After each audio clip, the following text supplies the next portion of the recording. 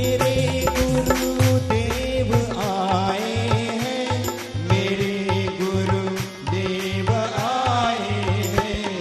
सजा दो मन को मंदिर सा, सजा दो मन को मंदिर सा, मेरे गुरुदेव आए। अवसर आपके जिंदगी में रहेगा।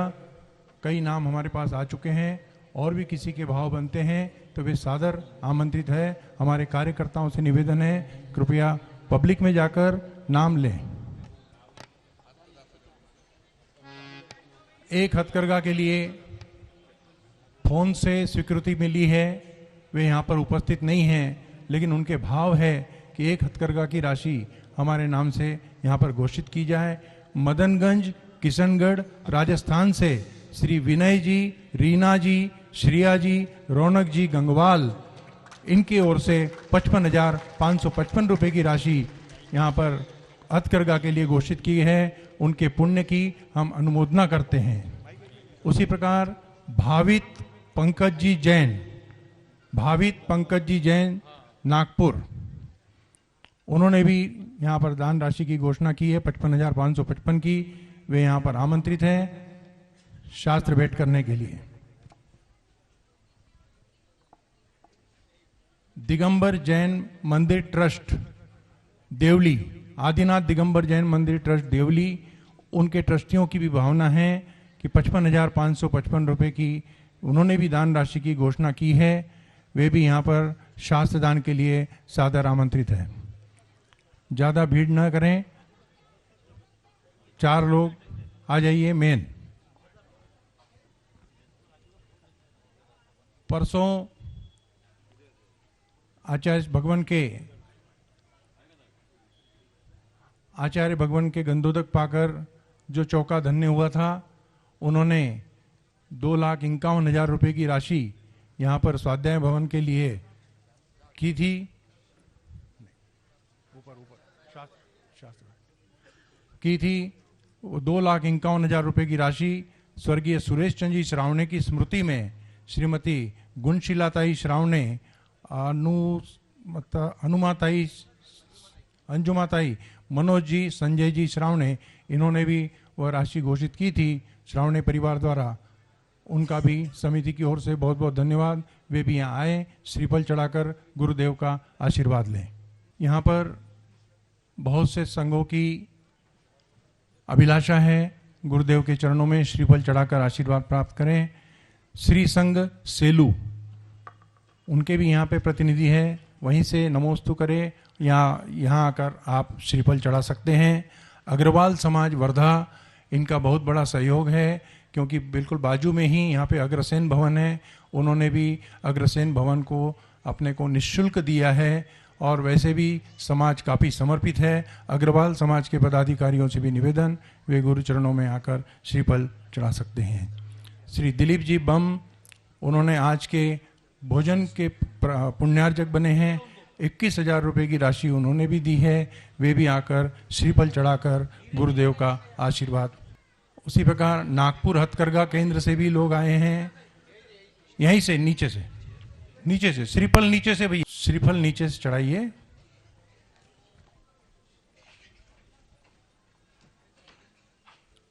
रामटेक, नागपुर और रामटेक के बीच में रामधाम को कौन नहीं जानता। उस रामधाम के संचालक श्री चंद्रपाल जी चौक से भी यहाँ पर उपस्थित है, हमेशा गुरु सेवा में तत्पर रहते हैं। वे भी श्रीफल चढ़ाकर गुरुदेव का आशीर्वाद प्राप्त करेंगे।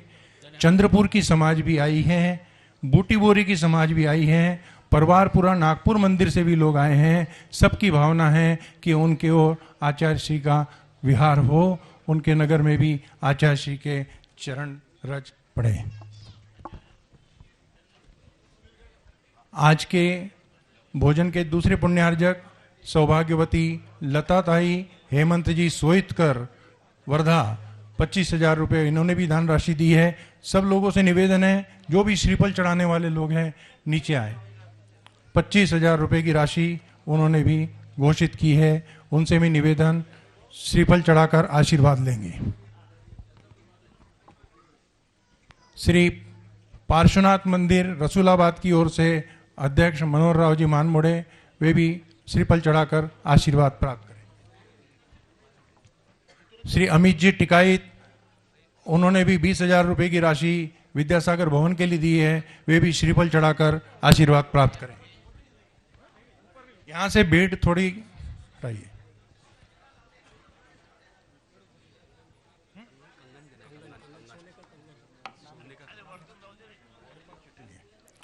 यहाँ पर भूतपूर्व नगराध्यक्ष वर्धा के संतोष जी सिंह जी ठाकुर, स्वीकृत सदस्य जयंत जी सालोड़कर, सुधीर जी पांगुड़, यहाँ के कांग्रेस के अध्यक्ष, उनसे भी निवेदन है कि वे भी यहाँ आकर श्रीफल चढ़ाकर गुरुदेव का आशीर्वाद प्राप्त करें।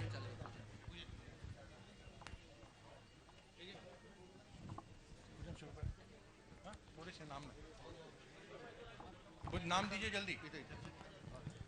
सागर बदनोरे पुलगांव प्रतिभा स्थली को हर साल गत 4 साल से वो लोग 60,000 रुपये प्रति साल का सहयोग राशि दे रहे हैं, वे भी श्रीफल चढ़ाकर आशीर्वाद प्राप्त करें।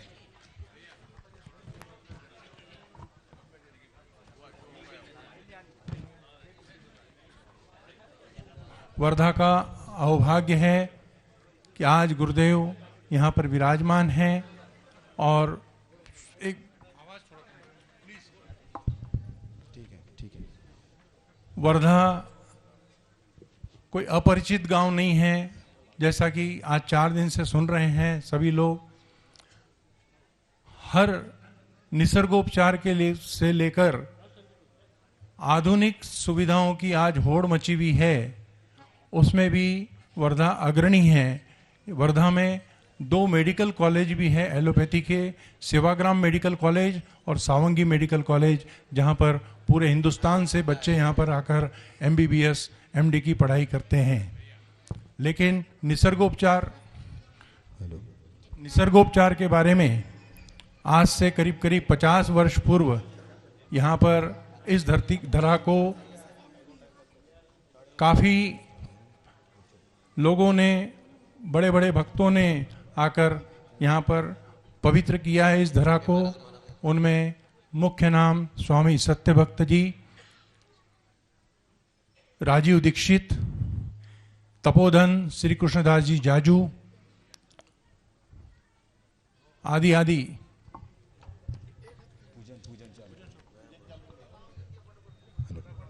यहाँ पर देशव्रती मिलन बहन दीपेश भाई सूरतवाला के तरफ से एक सोने का कंगन यहाँ पर शिरपुर के लिए दिया जा रहा है।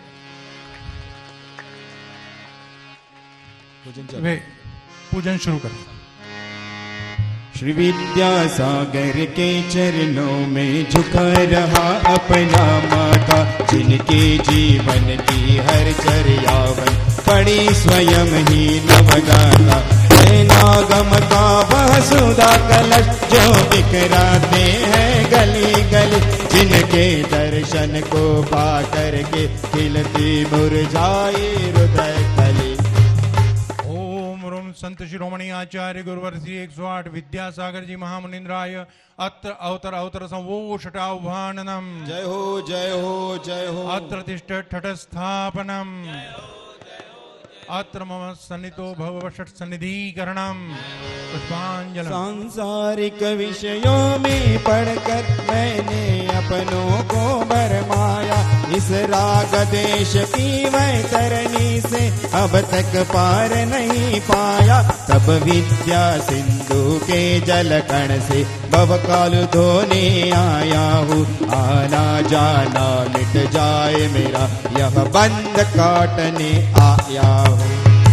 ओम रूम संत शिरोमणि आचार्य गुरुवर श्री 108 विद्यासागर जी महामुनिंद्राय जन्म जरा मृत्यु विनाशनाय जलम निरुपामिति।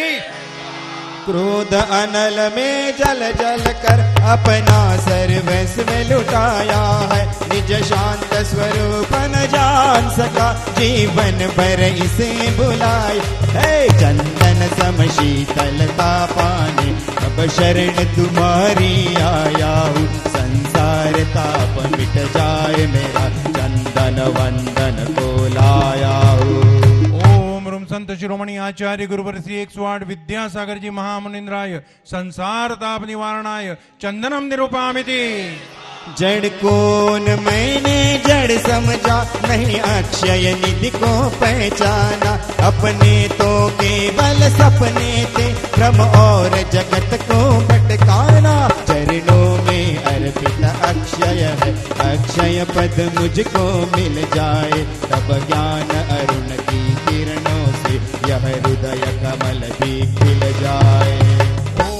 संत शिरोमणि आचार्य गुरुवर श्री 108 विद्यासागर जी महामुनिंद्राय अक्षय प्राप्ताय अक्षताम निरूपामिति। इस विषय भोग की मदिरा पे मैं बना सदा से मतवाला। कृष्णा को तृप्त करे जितनी उतनी बढ़ती इच्छा ज्वाला। मैं काम बाम विध्वंस करूं, मन सुमन चढ़ाने आया हूँ। यह मदन विजय का बन न सके, हृदय से लाया। ओम रूम संत शिरोमणि आचार्य गुरुवर श्री 108 विद्यासागर जी महामुनिंद्राय काम बाण विनाशनाय पुष्पम निरूपामिति। इस शुदा रोग की व्यथा कथा भव भव में कहता आया हूँ। अति भक्ष अभक्ष बके फिर भी मन तृप्त नहीं कर पाया हूँ। नैवेद्य समर्पित करके मैं कृष्णा की भूख मिटाऊंगा। अब और अधिक ना भटक सकूं, यह अंतर वो जगाऊंगा। ओम रूम संत शिरोमणि आचार्य गुरुवर श्री 108 विद्यासागर जी महामुनिंद्राय क्षुधा रोग निवारणाय नैवेद्यम निरूपामिति। मोहांधकार से व्याकुल हो, निज को नहीं मैंने पहचाना। मैं राग देश में लिप्त रहा, इस हाथ रहा बस पछताना। यह दीप समर्पित है मुनिवर, मेरा तम दूर भगा देना। तुम ज्ञान दीप की बाती से मम अंतर दीप जला देना। संत शिरोमणि आचार्य गुरुवर श्री 108 विद्यासागर जी महामुनिंद्राय मोहांधकार निवारणाय निरूपामिति। इस अशुभ कर्म ने घेरा है, मैंने अब तक यह माना था। बस पाप कर्म तज पुण्य कर्म को चाह रहा था अपनाना। शुभ अशुभ कर्म सब रिपुदल है, मैं इन्हें जलाने आया हूँ। इसलिए अब गुरु चरणों में सब दूध चढ़ाने आया हूँ। ओम संत शिरोमणि आचार्य गुरुवर श्री 108 विद्यासागर जी महामुनिंद्राय अष्ट कर्म निवारणाय धूपम निरूपामिति।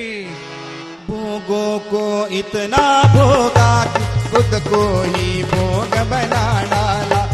साध्य और साधक का अंतर मैंने आज मिटा डाला। मैं चितानंद में लीन रहूं, पूजा का यह फल पाना है। पाना था जिसके द्वारा मिल बैठा मुझे ठिकाना है। ओम रूम संत शिरोमणि आचार्य गुरुवर श्री 108 विद्यासागर जी महामुनिंद्राय महामोक्ष बल प्राप्ताय फलम निरूपामिति। जग की वैभव को पाकर मैं निश दिन कैल मस्त रहा। चारों गतियों की ठोकर को खाने में अभ्यस्त रहा। मैं हूँ स्वतंत्र जाता दृष्टा, मेरा पर से क्या नाता है। कैसे अनर्घ पद पा जाऊं, यह अरुण भावना। संत शिरोमणि आचार्य गुरुवर श्री 108 विद्यासागर जी महामुनिंद्राय अनर्घवत प्राप्ताय अर्घ्यम निरूपामिति। बाहों की निर्मल सरिता में अवगाहन करने आया हूँ। मेरा सारा दुख दर्द हरो, यह अर्घ्य बेटने लाया। हे तपोमूर्ति, हे आराधक, हे योगेश्वर, हे महासन, हे करुण कामना देख सके युग युग तक यह आगामी बसम। ओम रेम संत शिरोमणि आचार्य गुरुवर श्री 108 विद्यासागर जी महामुनिंद्राय जयमालासी पूर्णार्घ्यम निरूपामिति। नमोस्तु भगवन, नमोस्तु भगवन, नमोस्तु भगवन। ओम नमः सत्येंद्र भगवान की, आचार्य गुरुवर श्री ज्ञान सागर मुनि महाराज की,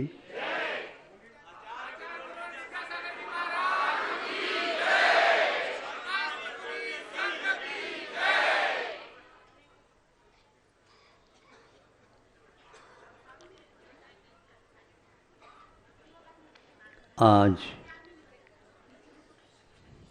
उनका कार्य धीरे धीरे कम होता जा रहा है। किनका महाराज?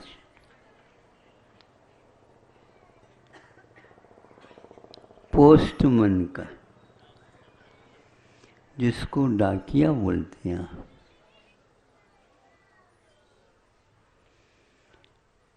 यह उदाहरण मैं बहुत उपयुक्त समझता हूँ।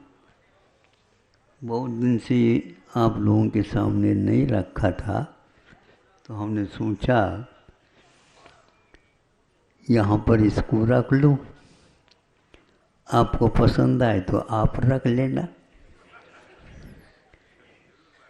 जरूर, बहुत अच्छा। जरूर, जैसे कह रहे हैं उसका आधा भी हिस्सा आप ले लेंगे तो बहुत बड़ा काम हो जाएगा।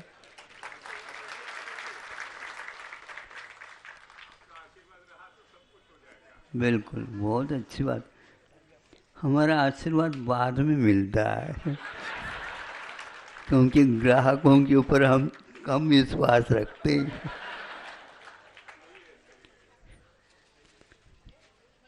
फिर बाद में हमारे ग्राहक बन जाते हैं ना, और बहुत सारे दुकानों को छोड़ करके आ जाते हैं।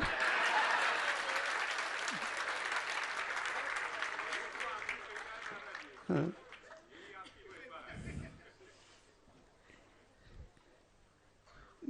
मेरी महिमा नहीं है, ग्राहक बहुत चतुर होता है और कई दुकानों की भी पहचान करनी होती है, तो उसके माध्यम से हमें भी लाभ मिल जाता है। क्योंकि ग्राहकों को पटाना बहुत कठिन होता है।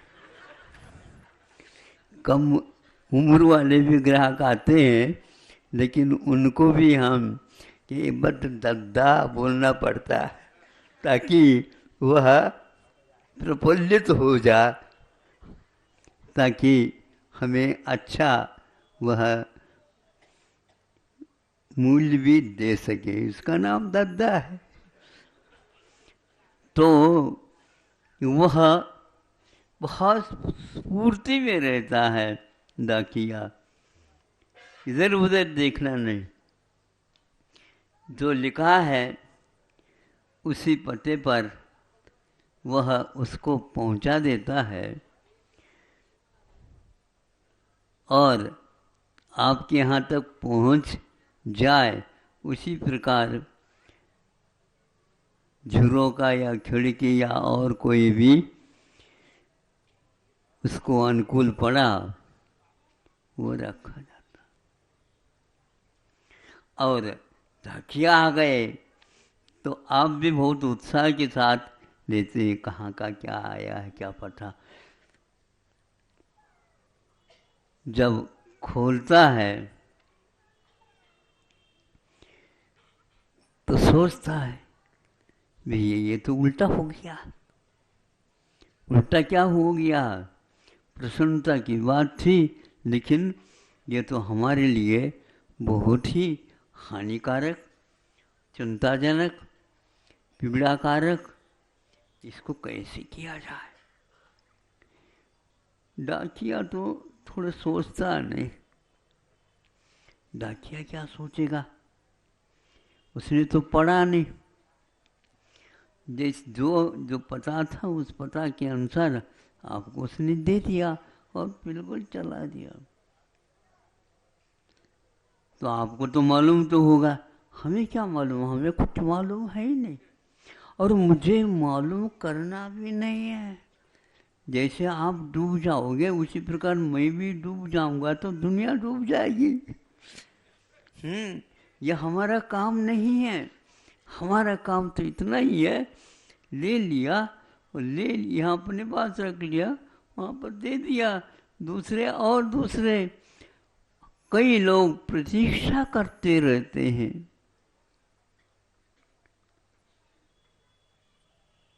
सब लोग देखते हैं, सोचते हैं कि डाकिया का मुख तो हमेशा हमेशा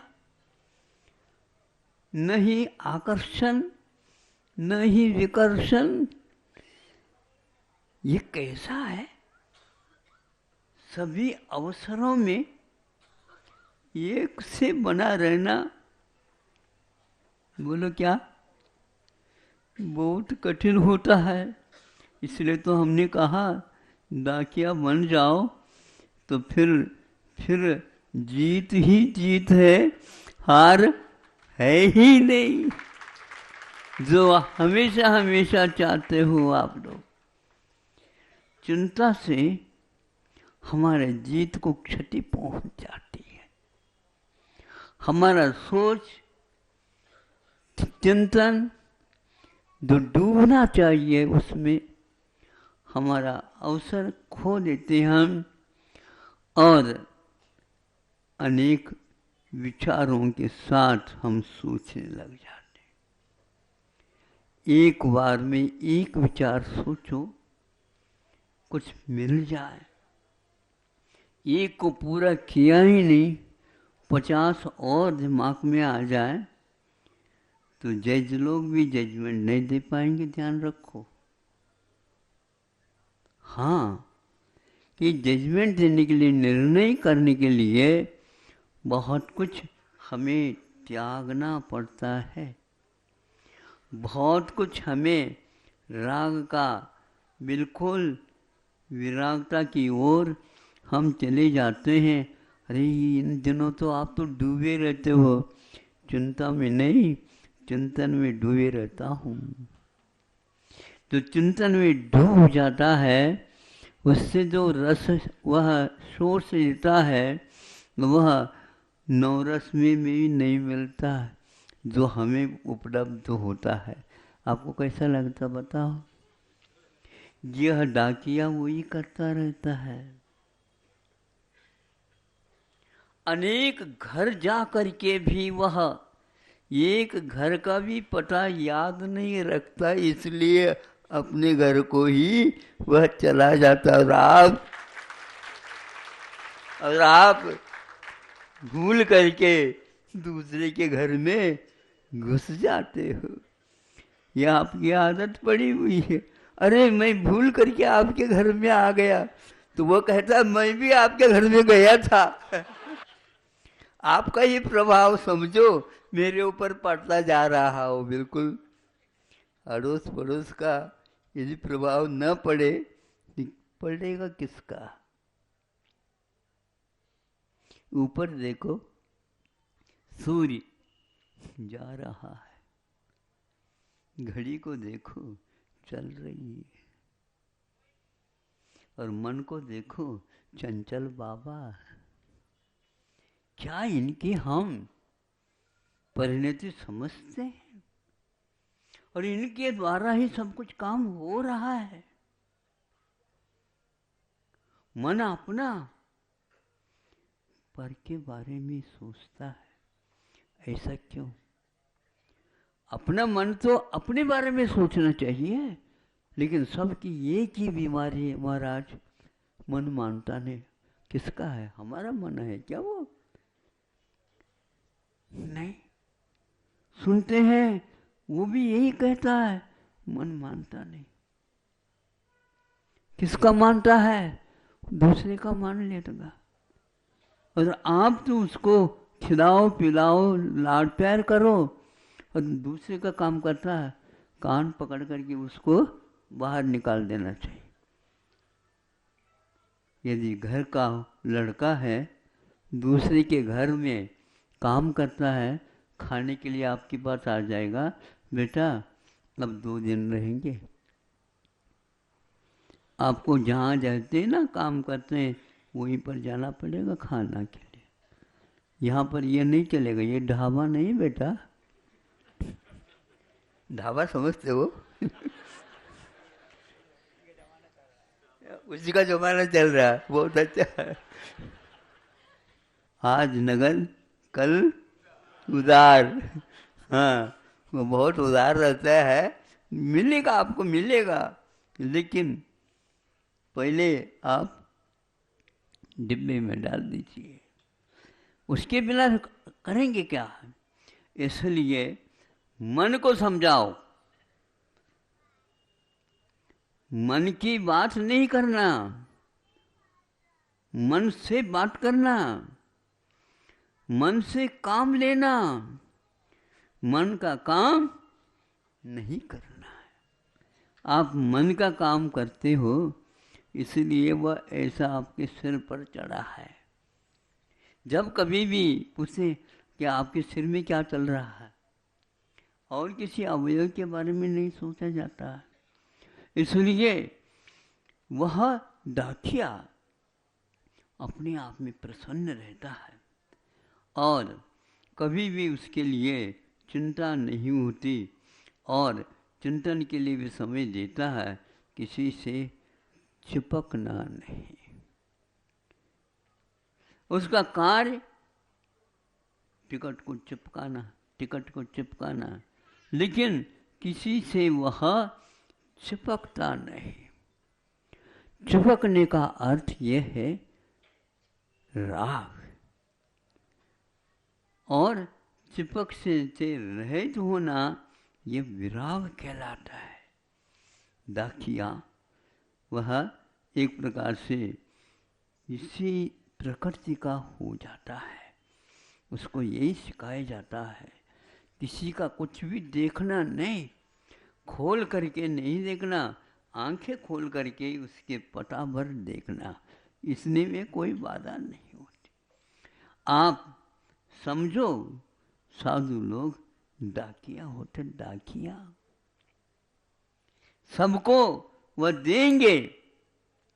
संतुष्ट होना ये आपकी बात है, असंतुष्ट होना ये आपकी बात है। डाकिया को कह दो आपने आए और मैं बिल्कुल शांति से बैठा था और अपनी चिंता डाल करके चले गए। हमने नहीं, आपके जो है मित्र उन्होंने डाला है। हाँ? आपको उत्तर दे दो, उस समय मैं ही काम में आऊंगा। नहीं समझे? इसका उत्तर भी आपके पास है, हमारे पास उत्तर ही नहीं। मैं तो भगवान के समान अनुत्तर हूं। मुझे किसी प्रश्न का उत्तर देना ही नहीं है। जिसके पास प्रश्न के लिए कोई उत्तर देना नहीं है, निर्णय है, तो वह अनुत्तर कहलाता है, महावीर भगवान कहलाता है।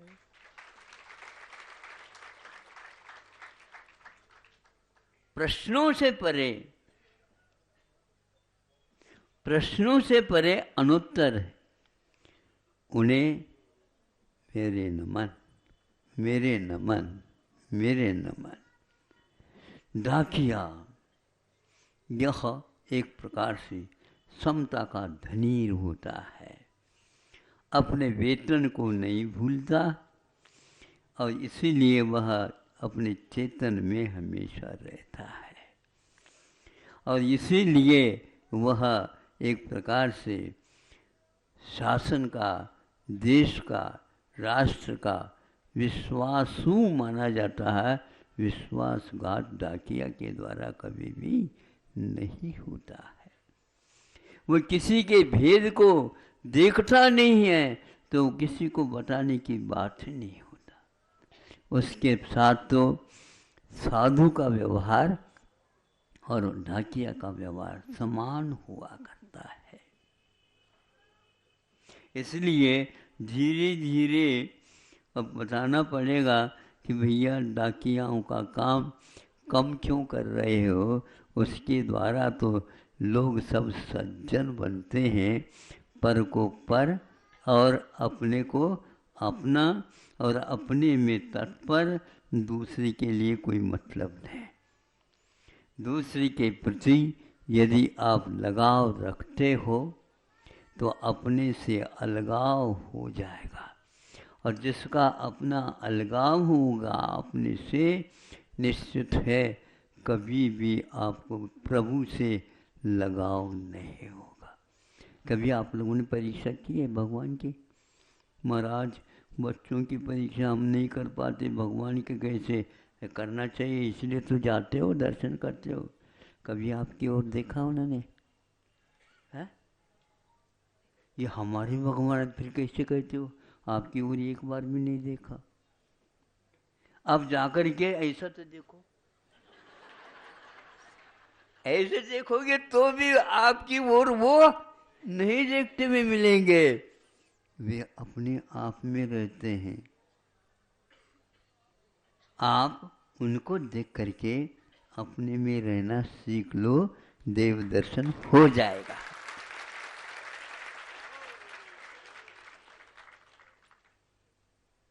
कभी भी करो, 5 मिनट में करो, लेकिन उनके स्वभाव की ओर, उनकी वृत्ति की ओर, उनकी गतिविधियों की ओर कितने भी देखो, सारे उनको देखते हैं, भगवान उनको नहीं देखते। फिर क्या सिखाना चाहते? यही तो सिखाना है। सबको देखते हुए भी, और देखो उनकी प्रकृति कैसे, सबको देख रहे हैं, फिर भी कोई किसी को मालूम नहीं पड़ रहा है ये सर्वज्ञ है, क्योंकि वो वीतराग है। वीतराग होने के कारण ही उनका ज्ञान विकसित हुआ है, और विकसित ज्ञान कभी भी चिपकता नहीं किसी से, ये ध्यान रखो। आप चिपकते हैं उतना ही परिचय हो जाता है, और यदि चिपकन छोड़ दो तो निश्चित रूप से कोई भी द्रव्य चिपकते नहीं। चिपकाने का काम आप लोगों के पास गोंद की भांति राग है। स्निग्ध रुक्षत्वात् बंध। स्निग्धत्व और रुक्षत्व ये सूत्र है, तत्वार सूत्र में होता है, किंतु स्निग्ध और रुक्ष से ऊपर रहता है तो वह डाकिया के समान, उसका कोई किसी से भेद नहीं, शांत, सब अपना, और सब वह दिखता सपना, दिन का हो या रात का, सपना सपना हो। सपना अपना सा दिखता है, किंतु न अपना होय। यह दिन का सपना है कि रात का सपना है? आप लोग जिंदगी को क्या समझ रहे हो? सपना है तो वह मान लो, जो ही जागृति हुई छूट जाना चाहिए। उसी प्रकार दिन के सपने को भी एक बड़ा सपना समझ लो, लेकिन सपना सपना हो, किंतु न अपना हो। अपना कभी होता ही नहीं, किंतु आप उसके चिपक जाते, उससे। घर में कोई गमी हो गई तो हो गई, वर्षगांठ बनाते जाओ। वो आकर के पुस्तक बताता नहीं, मैं वहाँ पर हूँ, मेरे बारे में कोई चिंता मत करो। रात दिन आंसू बहा रहे हैं, चिपक रहे हैं। वह तो अपना घर बसा दिया, कहाँ गया पता नहीं, किंतु आप बार बार भगवान से कहते, भगवान वो ठीक है, वो ठीक है। तो भगवान कहते हैं तुम ठीक हो तो वो भी ठीक है, तुम ठीक हो तो वो भी ठीक है। ऐसे बच्चे कितने हुए हैं पता नहीं। तो एक से ही क्यों चिपक रहे हो? घर में पक्षपात करते हो, एक बच्चे को अच्छे ढंग से खाना पिला, फिर सब कुछ करो, और एक को नहीं देखो तो फिर तो को क्या लाल बबूला हो जाएगा, वो आग के समान जलने लग जाएगा। कितने बच्चे हैं आपके यहाँ टिट के, गिनती नहीं है। वो कहाँ के चले गए, क्यों चले गए, क्यों नहीं आते? एक दो हो तो ठीक है। तीर्थंकरों को याद इसलिए करते वो एक ही रहते, और आप लोगों के यहाँ कितने घर में पूछ करके आते। ये है, अल्पसंख्यक हो जाए तो एक दिक्कत, और बहुसंख्यक हो जाए तो और दिक्कत। संख्यातीत हो जाए, देवों में भूल करके नहीं जाना ऊपर, हाँ पर असंख्या से चलता है सबका। कम से कम भी 32 रानी होते हैं, कम से कम एक देव के लिए। हाँ, वो व्यंतरों में हो जाता है। हाँ, और रही है, गिन नहीं सकोगे। वहाँ पर होलसेल व्यापार चलता है। यहाँ के लिए आप कप रहे हैं, भैया माता ठनक रहा है, तो माता तो ठनकेगा, क्यों नहीं ठनकेगा? तो वहां पर हजारों करोड़ों इसके उपरांत एक देवी हजारों विक्रिया और करती है। क्या हो गया? विक्रिया का क्या जादू? बस संख्या की संख्या एक रहती है, 50 वह विक्रिया कर जाते हैं। तो मूल में इतने हजारों थे, उसकी विक्रिया के 50 और हो गए। गिनती जाओ, कोई भी पता नहीं। और यह सुख मान करके चलते हैं। जब माला बुर्जा जाता है तो रोते हैं। कौन का आंसू पूछने वाला है? देवों में तो कोई आंसू नहीं आते, बहुत अच्छे हैं। आंसू आने लग जाए तो पूछने वाले को कोई है ही नहीं वहाँ। फिर भी आप रोते हो। आते समय जाते समय हंसते हुए गए थे, वहाँ से आते समय रोते हैं। पोस्टमैन डाकिया न आता है न रोता है, जाता है न रोता है। आप कुछ भी कह दो, हाँ ठीक है, हाँ ठीक है, ठीक रहो, आप ठीक रहो, मेरे जैसे रहो। इसके बिना और कोई शांत नहीं। भगवान से मिलना चाहते हो, सौभाग्य की बात है। और भाग्य है कि उनको देखने का विचार करो। इसलिए दर्पण में और कोई नहीं दिखता, दर्पण तक नहीं दिखता, केवल आपकी छवि दिखती है। और पहचान लो उसको, बदलती रहती है वह छवि बदलती रहती है। कारण दर्पण नहीं है, यह तो वस्तु का स्वरूप है, यह तो वस्तु का धर्म है, यह वस्तु की पहचान है। इस पहचान से हमारी पहचान हो जाए तो तभी होगा। या तो आप डाकिया को पकड़ो या तो भगवान को पकड़ो। जिस रूप में बैठे हैं, जहाँ पर बैठे हैं, वहीं पर स्थित रहते हैं। आप उनको देखने का प्रयास करो। नहीं बोलते हैं, बहुत अच्छा है, बोलने लग जाए, आप किनारे हो जाओ। ध्यान रखो, उनके पास बहुत कुछ है, लेकिन आप उसको खरीदना चाहो तो मुफ्त है। खरीदने की बात कह दो तो पैसा नहीं लगेगा, पैसा नहीं चाहिए, किंतु ऐसा है। कैसा है? तो ऐसा ही है, वैसा तैसा नहीं है, केवल भगवान तो ऐसा ही है। उनको पहचानो। यह समता का पाठ लेने के लिए ही हम प्रभु दर्शन के लिए जाते हैं। और साक्षात एक बार हो जाएगा तो मालूम पड़ेगा कि वो वहाँ पर कम दिख रहे थे, यहाँ पर तो और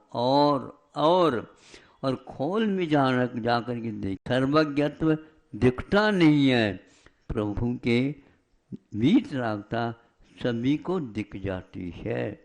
इसलिए हम प्रभु को सर्वज्ञत्व कम मानते हैं और वीतराग ही पूर्ण मानते हैं। अहिंसा परमो धर्म की